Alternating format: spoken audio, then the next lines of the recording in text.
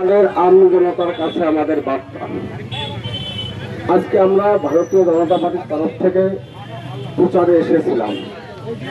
যেভাবে আমাদের উপর এখানে আক্রমণ করা হলো পাপাই দেখার গুন্ডা বাহিনীর নেতৃত্বে, আমাদের 6 জন ছেলেকে প্রচন্ড পরিমাণে মারধর করা হয়েছে, তাদের কাছ থেকে মোবাইল ছিনতাই হয়েছে, সোলার ট্রেন সেন্টারের টাকা ছিনতাই করেছে।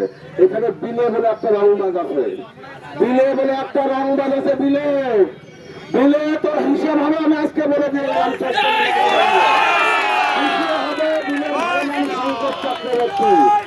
হিসাব হবে কড়াইগঞ্জে। আমি বলে দিয়ে গেলাম আমরা সবাই এখন থানায় যাবো। শুনুন, যেভাবে অত্যাচার করছে থানায় যাবে। যত সময় পুলিশ প্রশাসন আর নির্বাচন কমিশন এর বিরুদ্ধে যে কোনো গুন্ডা এখানে এসেছে তাদের বিরুদ্ধে স্টেপ না নেবে, তত সময় আমরা থানাকে অবরুদ্ধ করে রাখবো।